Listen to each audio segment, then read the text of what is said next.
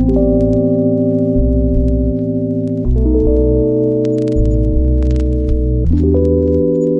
again.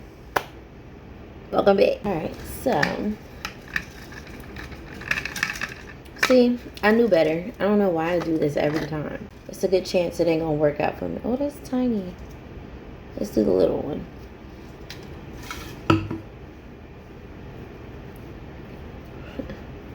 Big things come in small packages, Cheryl. Who has been your greatest teacher? It's hard for me to pick just one person who I would consider my greatest teacher. So I would say my greatest teacher is my circle. I take a lot of knowledge from them, whether it's insight on things that I'm going through that I might share, or whether it's insight on what they're going through that they share with me.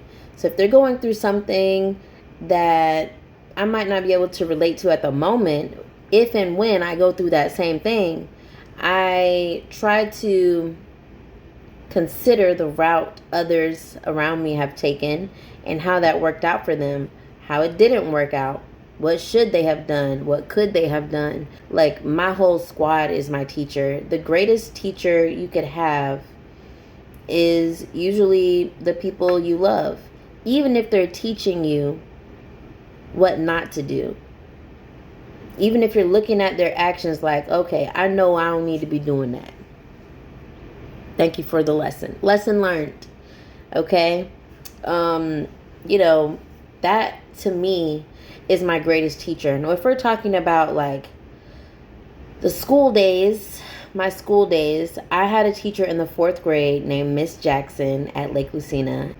And I thought she was super mean. Everybody was like, no, she mean, y'all, she mean. But she wasn't mean. She was a motivator. She was encouraging.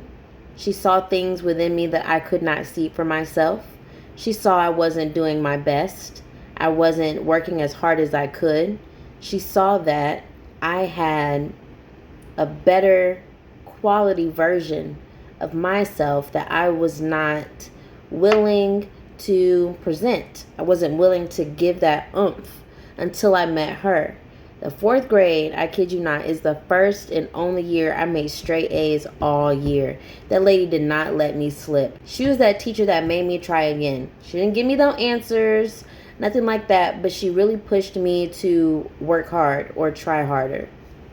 And that's something that I truly valued. I really, really valued that in her teaching style. And today, I actually had a conversation with one of my accountability partners. There's 3 of us. We got a little squad. And I was talking with one of those ladies, and we were kikiing a little bit how about when people see how well you do something, they always ask you to do it. When people see that you're good at something, they naturally assign you that task all the time. And sometimes it can feel like, dang, why you couldn't pick nobody else? Why I'm always doing this? But one thing that we got a good laugh out of was, it takes a lot to be great. It's hard to be great. Not a burden, but it can feel like a burden to be great. Because when you are at your greatest, people will see that. You will feel it because people will gravitate towards you. They'll gravitate towards your greatness. They'll want to use your greatness because it is an asset to whatever it is that they're trying to do. You are the key that will unlock the door between where they are now and where they could be. And you are the greatness in between. And it takes a lot to be great. It can feel like a lot when you're being great, but don't let that deter you. Instead, see it as, well, what am I more satisfied with? What is feeding me? The idea of being comfortable or the idea of being great? And depending on which side you stand on, that's your prerogative. For me, personally, I like to chill. So being great is quite irritating to me.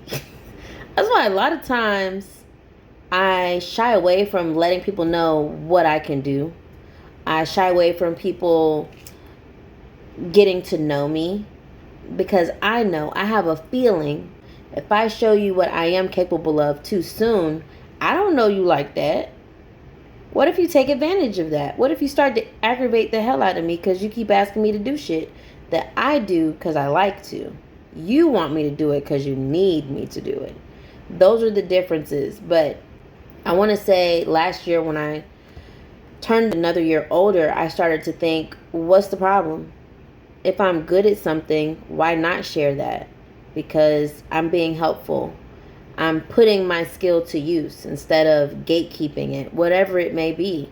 I mean, I don't even know what it is, because to certain people, you're a different greatness. You provide different qualities and different skill sets to different people, depending on what they need. And why keep that to yourself? Living life is about giving life. Living life is about sharing. And so, I said all that to say, my greatest teacher in life is everyone around me, especially my closest friends who look at some of the things that I do and are like, damn girl, you do that. I appreciate that. I had to shift my paradigm to realize, okay, you're not using me to benefit from me. A higher power is using you for me to sharpen my skill. And when I shifted my perspective on all of that, the things that I was being asked to do felt less daunting, less draining, less irritating, and I was actually more motivated to give my all and to be my best self. If there's anything you could take away from this video, it takes a lot to be great. It takes a lot. And if you are doing the most and you feeling it, it's okay, because you're doing great. You're doing great, baby girl. Keep it up. And on that note, I will see y'all tomorrow. Peace.